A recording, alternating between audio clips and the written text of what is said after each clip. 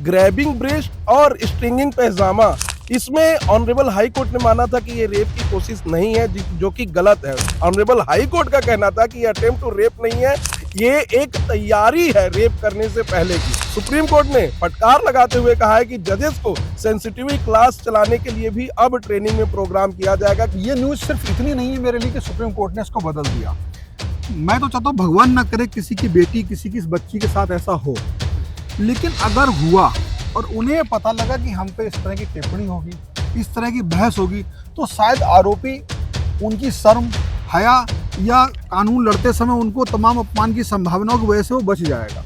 देश में अक्सर बात होती है महिलाओं की सुरक्षा की और कड़े कानून बनाने की, उसमें से एक पॉक्सो भी है।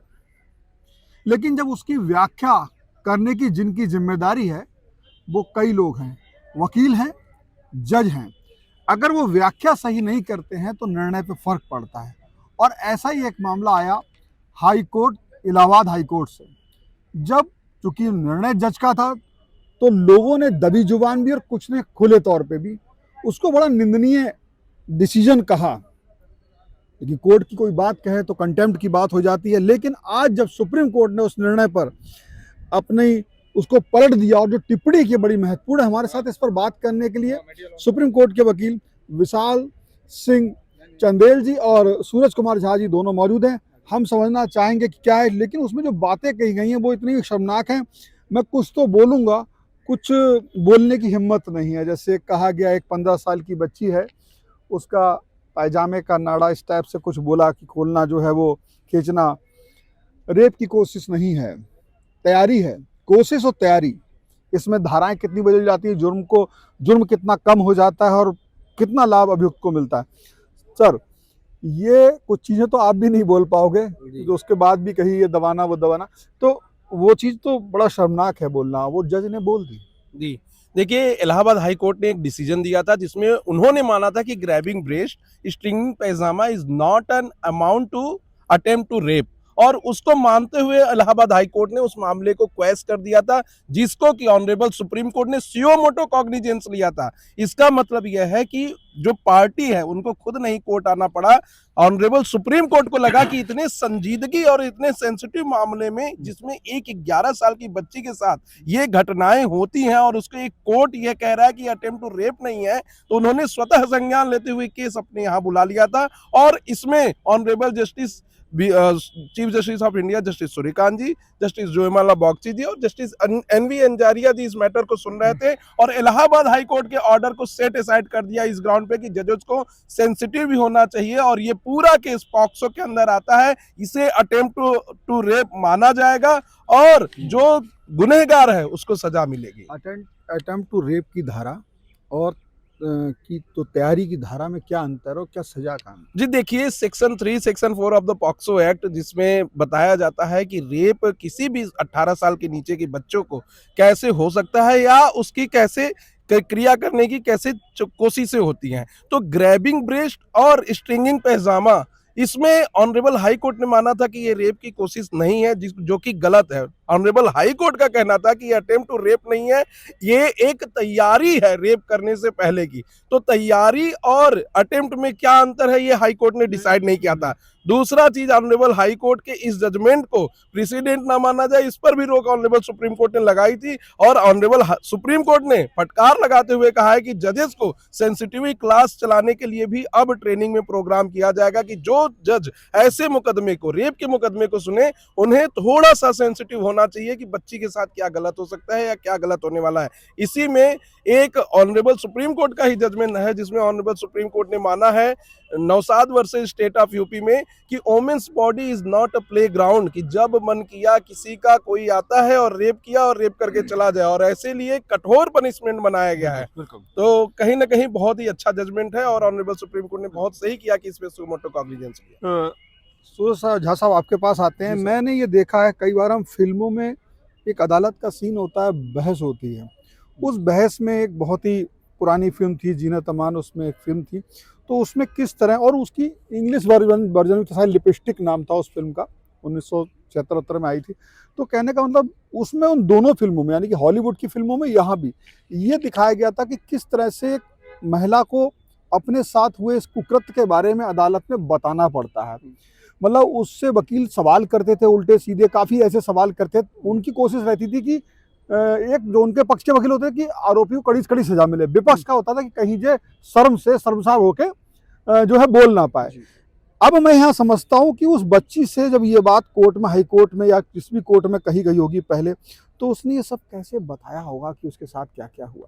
मतलब जो हम आप बोलने में यहाँ कैमरे पे शर्मा रहे हैं कि ये नाड़ा और ये जो आपने शब्द का इस्तेमाल किया, तो वो बच्ची एक तो पीड़ित, उसके साथ गलत हुआ, उसके बाद उसमें कोर्ट में, हालांकि ये शायद हो सकता है जजों ने गोपनीय उसमें, और महिला जज, बहुत सारी चीजें हो सकती हैं जो बयान दिए हो महिला उसके सामने, तो वहां वो शर्मसार हुई दोबारा। अब जज ने कह दिया ये तो अपराधी नहीं है, तो आप जैसे वकील जो है सुप्रीम कोर्ट में ऐसे तमाम फैसले दे रहे हैं, तो एकदम फर्स्ट क्लिक किया यार, ये क्या हो गया। मतलब हमारे में एक सवाल पत्रकार में यार कोर्ट ऐसा कर सकता है। आपके दाम क्या है? बिल्कुल सर, आपके सवाल के दो आंसर हैं। पहले बात तो पहले दो कैटेगरी का आपने क्वेश्चन सबसे पहले आपने जज्बात बताइए, जब ये हाँ, निर्णय हुआ ये तो बिल्कुल सुप्रीम कोर्ट का निर्णय तो बाद में हुआ। बिल्कुल सुप्रीम कोर्ट का तो देखिए, आजकल हाई कोर्ट जो है, इलाहाबाद हाई कोर्ट का एक जजमेंट अभी आया है। इससे पहले भी प्रशांत कुमार जी जज थे, उन्होंने गलत जजमेंट दिया था। फिर जो है बॉम्बे हाई कोर्ट का 2020 का जजमेंट है, जिसमें ये कहता है कपड़े के ऊपर टच जो किया, अगर कपड़े से ऊपर है, स्किन टू स्किन टच नहीं है, तो जो है पॉक्सो रेप नहीं होगा, ये सिर्फ 354 होगा। उस पर सुप्रीम कोर्ट ने अगले दिन अटॉर्नी जनरल थे, वहाँ की जज जो थी पुष्पा एस कनेडी वाला, नागपुर बेंच की, और फिर सुप्रीम कोर्ट के जो अटॉर्नी जनरल थे यहाँ पे भारत सरकार के वेणुगोपाल, उन्होंने मेंशन की थी कोर्ट नंबर 1 में, तुरंत जो है उस पे स्टे हुआ और एक्यूज जो रिलीज हो रहा था उसको रिलीज पे स्टे किया गया और जजमेंट को पलटा गया। तो ऐसा देखा जा रहा है कि अलग अलग हाई कोर्ट्स के अलग अलग आ रहे हैं। मुझे लगता है कि हाई कोर्ट जजेस को एक जुडिशियल ट्रेनिंग की जरूरत है, 1-to-1 एक कॉन्फ्रेंस हो, ताकि लॉ के पॉइंट पे क्लियर स्टैंड हो। क्योंकि कारण क्या है सर, 25 हाई कोर्ट है भारत के अंदर, 25 हाई कोर्ट का आप देखेंगे, एक हाई कोर्ट दूसरा हाई कोर्ट को वेरी नहीं करा, जबकि नियम यह है कि परसुएसिव वैल्यू होना चाहिए, मानना चाहिए। अब आपके सवाल जो मूल सवाल था कि महिलाओं को रेप का बार बार सवाल गुजरना पड़ता है, बिल्कुल आपने सही कहा। और इसके लिए सीआरपीसी जो अब बीएनएसएस हो गया, सीआरपीसी में धारा जो है 154 में भी है कि एफआईआर जब लिखी जाएगी तो वुमेन महिला अधिकारी द्वारा लिखी जाएगी। और 26 के धारा 26 का प्रोविजन में लिखा है कि रेप के केसेज में, पॉक्सो केसेज में जहां तक संभव हो महिला जज हो, ताकि जो पीड़ित है, जो पीड़िता है, उसको कॉन्फिडेंस में रहे और कम से कम किसी तरीके का डर का माहौल ना हो। और एक चीज और कि कई बार अभियुक्त जो होता है बड़ा दबंग किस्म का होता है, या मान लीजिए उसका फेयर ना हो, इसके लिए अभियुक्त को विटनेस बॉक्स के अंदर छुपा के रखा जाता है। अदरवाइज एक और प्रोविजन है, वल्नरेबल विटनेस बॉक्स, जहाँ पे पीड़ित बहुत छोटे हैं या छोटे उम्र की बच्ची है या कोई और महिला है जो मेंटली परेशान हो सकती है, तो वल्नरेबल विटनेस बॉक्स में आप जज से रिक्वेस्ट कर सकते हैं, जो प्रोसिक्यूशन का वकील होता है, कि आप जो है इनको वल्नरेबल विटनेस बॉक्स, उसमें सिर्फ वीडियो कॉन्फ्रेंसिंग थ्रू एक कमरा होता है अलग से, वीडियो कॉन्फ्रेंसिंग उनको बैठाया जाता है, वो एक्यूज नहीं रहता वहाँ पे, जज पूछते हैं सवाल, और एक वकील के साथ एक उनका एसोसिएट अलाउ होता है, उसमें लिखा होता है रेप केसेस में जब भी और उसको बोलते हैं in camera proceedings. In camera proceeding में कोई और केस नहीं चलेगा,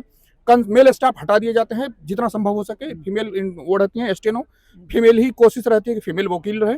और एक और दूसरी बात, सेक्शन 165 एविडेंस में जज को पावर है कि वो इस बात को ध्यान रखे कि जो डिफेंस का वकील है, जो अब आपका सवाल का जवाब है कि क्रॉस एग्जामिन करेगा, तो क्रॉस एग्जामिन करते टाइम वो अनवारंटेड जो है कमेंट लड़की के चस्टिटी को लेकर के यानी चरित्र को लेकर नहीं कर सकता। और जो एविडेंस ऑफ कैरेक्टर है, जो लड़की अगर फॉर एग्जांपल हम मान लेते हैं कि कई बार केस में ऐसा होता है कि उसकी क्रिमिनल हिस्ट्री, मतलब उसकी हिस्ट्री कई और भी लड़कों के साथ रही है, उस चीज को लेकर आपको कोर्ट में नहीं आ सकता कि आप उस लड़के के साथ भी इन्वॉल्व थे। Evidence of character of evidence is not admissible under law. तो मीनिंग देयर बाय कि लड़की की प्रोटेक्शन के लिए बहुत सारे कानून हैं, बट ये है कि उस कानून को भी एक्सरसाइज करते टाइम कई बार पीड़िता को झेलना पड़ता है। इसको लेकर supreme court Gurmeet Singh versus state of Punjab, Bodhisattva Gautam versus state of Punjab, दोनों जजमेंट में जो है सुप्रीम कोर्ट ने क्लियरली कर दिया कि जब भी आप रेप विक्टिम को वो करेंगे, ट्रायल होगी, तो जज को, वकील को बड़ी संजीदगी से पेश आना चाहिए। मैं एक सवाल यहाँ पे इसलिए करूंगा क्योंकि ये न्यूज सिर्फ इतनी नहीं है मेरे लिए कि सुप्रीम कोर्ट ने इसको बदल दिया। मैं तो चाहता हूँ भगवान ना करे किसी की बेटी, किसी की बच्ची के साथ ऐसा हो, लेकिन अगर हुआ और उन्हें पता लगा कि हम पे इस तरह की टिप्पणी होगी, इस तरह की बहस होगी, तो शायद आरोपी उनकी शर्म, हया या कानून लड़ते समय उनको तमाम अपमान की संभावनाओं की वजह से वो बच जाएगा। तो सबसे पहले जैसे आपने बहुत सारी चीज़ें बताई, नंबर एक बात मेरी समझ में जो आती है, क्योंकि आप तो कानून को समझने वाले लोग हैं, मैं कानून का प्रैक्टिस करने वाला हूँ, मैं सिर्फ कानून को समझने वाला हूँ। वहाँ जज बैठे हैं जो निर्णय देते हैं, उन्होंने वो करा, मेरी साधारण समझ ने उसको गलत बताया, आपकी निर्णय गलत है। तो सबसे पहले जो आपने बताया व्यवस्था थी, तो जो ये हाई कोर्ट में तो केवल वो बयान गए होंगे जो ऑलरेडी नीचे जो जिला जज पे तय हो चुकी होगी, वो वहां पर पीड़िता शायद ना गई हो, उसी पर डिस्कस हुआ होगा। और ये लोगों को बताना जरूरी है कि ऐसा कुछ हो जाता है तो जो सवाल करने वाला, रिपोर्ट लिखने वाला, तो महिला क्या प्रोसीजर है, एक बार आप फिर से बताइए। देखिए, सबसे पहले मैं बताऊं कि जो ट्रायल कोर्ट था, उन्होंने राइटली ऑब्जर्व किया था कि इसे अटेम्प्ट टू रेप माना जाए। तो जो कन्विक्ट थे, उनके वकील ने इस जजमेंट को चैलेंज किया था ऑनरेबल इलाहाबाद हाई कोर्ट में। इलाहाबाद हाई कोर्ट में वो कैसिंग की पिटीशन लेके गए थे और इलाहाबाद हाई कोर्ट ने माना कि इसे अटेम्प्ट टू रेप ना माना जिला जाए। जज ने सही निर्णय जी, दिया। बहुत ही अच्छा निर्णय दिया था जिला जज और पॉक्सो के कोर्ट ने, बहुत ही अच्छा निर्णय दिया था। इसमें section 7, section 8, section 18 of the POCSO act decide हुआ था, उसमें अटेम्प्ट टू रेप माना गया था। लेकिन उसी को चैलेंज करते हुए जब हाई कोर्ट में गए तो हाई कोर्ट ने माना कि ये प्रिपरेशन टू रेप है, अटेम्प्ट टू रेप मेरा नहीं है। वकील साहब एक सवाल ये था कि जो महिला, जो बच्ची है या महिला है, उसको कोर्ट में इस तरह के शर्मसार होने से बचाने के लिए सारे साधन हैं अब ना, ये जी, जो आप जी, जी, पूरे साधन है। अब किसी भी लड़ने से नहीं डरना। देखिए, इस पर भी मैं एक केस, अभी रिसेंट केस बताऊंगा। कुलदीप सिंह सेंगर का जो केस था, उसमें एडवोकेट महमूद प्राचा बार बार मीडिया में ट्रायल दे रहे थे, विक्टिम का नाम डिस्क्लोज कर रहे थे और पूरी ट्रायल की प्रोसीडिंग को, हाई कोर्ट की प्रोसीडिंग को और सुप्रीम कोर्ट की प्रोसीडिंग को मीडिया में जाकर बता रहे थे। तो honourable chief justice of India ने कहा कि आपका बार काउंसिल का रजिस्ट्रेशन कैंसिल होने से हमने बचाया था, अगर आप हमें मजबूर करेंगे तो हम आपकी बार आईडी कैंसिल कर देंगे, आप कभी प्रैक्टिस नहीं कर पाएंगे। तो ये बताने का ये मतलब था कि आप किसी भी रेप विक्टिम का ना तो आप नाम एफआईआर में लिख सकते हैं, ना चार्जशीट में लिख सकते हैं, ना कोर्ट के ऑर्डर में लिख सकते हैं, ना बेल एप्लीकेशन में लिख सकते हैं, और नाम के साथ साथ उनका पता भी नहीं लिखेंगे, उनके माता पिता का नाम भी नहीं लिखेंगे और उनका मोबाइल नंबर या उनसे रिलेटेड कोई भी बात नहीं करेंगे। दूसरी चीज, अगर कोई फोटो भी रेप विक्टिम का लगाता है तो मास्क फोटो लगाएगा और ऑनरेबल सुप्रीम कोर्ट में ये प्रैक्टिस है कि बंद लिफाफे में सिर्फ जजेस के पास वो फोटो जाएगी और किसी के पास नहीं जाएगी। तो कहीं ना कहीं कानून सुदृढ़ हो रहा है, लेकिन हमारे पास महिला वकीलों की कमी है, महिला जजों की कमी है। तो अभी इसको सुदृढ़ होने में थोड़ा समय लगेगा, लेकिन जल्द ही ये सुदृढ़ होगा। बिल्कुल। तो मैं ये थोड़ा सा यहाँ क्लियर कर दूं, कई बार क्या होता है, जो विक्टिम होता है उसको चाहिए होता है न्याय, ठीक है, उसके लिए जो श्रेष्ठ वकील हो, महिला हो, पुरुष हो, कोई भी हो, उससे उसको फर्क नहीं पड़ता, क्योंकि वो उसकी तरफ से लड़ने जाता है। और वो ये ध्यान रखते होंगे कि मेरी जो क्लाइंट है वो उनके पास भी शायद महिला वकील रखते होंगे कि कुछ।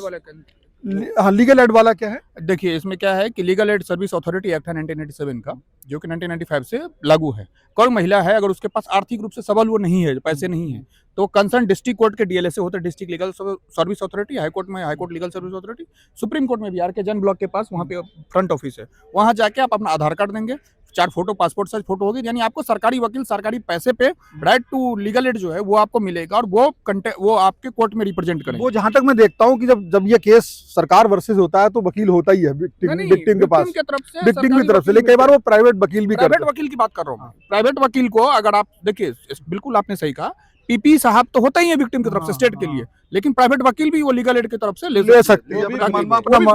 आपको कोई, अच्छा दूसरी बात, एक चीज और मैं आपको यहाँ आपके दर्शक बता दूं, धारा 357 सी जो विक्टिम कॉम्पेंसेशन स्कीम है वो भी आपको मिलेगा। और जो हम आइडेंटिटी की बात हो रही थी, डिस्क्लोजर, जो महमूद प्राचा हमारे कलीग बता रहे हैं, उस पर जजमेंट है Nipun Saxena versus Union of India 2018, justice M B Lokur, justice Deepak Gupta ने साफ साफ कहा है कि अगर किसी भी मीडिया में या कहीं भी अगर आपने उसका विक्टिम का नाम डिस्क्लोज कर दिया, जो रियल नेम है उसका, तो वो आपको जो है 228A जो है वो आईपीसी जो अब बीएनएस हो गया है, उसके अंतर्गत आपको सजा हो जाएगी 2 साल की। तो इसलिए कभी भी जो नाम है, और दिल्ली हाई कोर्ट का स्टैंडिंग रूल है कि जहां भी आप क्वेश्चनिंग में जाओगे, एफआईआर में जाओगे, तो एफआईआर को आपको उस जगह पे वो करना पड़ेगा, ब्लैक करना पड़ेगा, नाम आप विक्टिम का नहीं ले सकते। क्योंकि मेडिकल भी है तो भी विक्टिम का नाम नहीं ले सकते। और वो जो 164 का बयान होता है, और कहीं भी विक्टिम पूरे उसमें आती है कवर होके, आप उसको ना कोई मीडिया में पब्लिकेशन हो सकता है, ना कोर्ट के अंदर पब्लिकेशन हो सकता है, ना आप नाम के, इवन वकील भी नाम को नहीं बुला सकते, उसको प्रोसिक्यूट्रिक्स वर्ड है कि वर्ड आप पीड़िता बोलेंगे, अभियोगत्री बोलते हैं हिंदी में, तो आप उनका नाम से नहीं बुला सकते। किसी भी तरीके से अगर आपने नाम लिया तो आप पे अलग से कार्रवाई हो जाएगी आईपीसी, चाहे वो वकील साहब ही क्यों ना हो।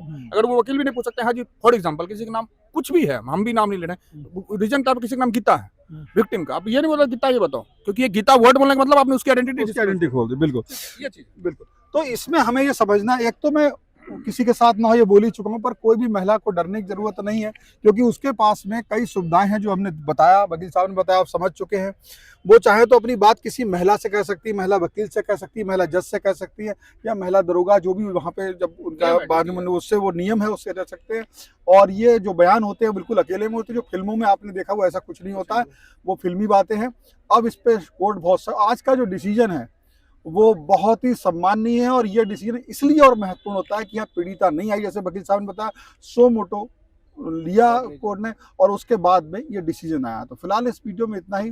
आप ऐसे निर्णयों को क्या मानते हैं, आप कमेंट में बता सकते हैं। अब सुप्रीम कोर्ट का आदेश है, हाई कोर्ट के निर्णय को बदल दिया तो आप लिख सकते हैं।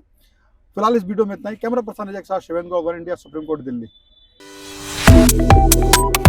Subscribe to One India and never miss an update. Download the One India app now.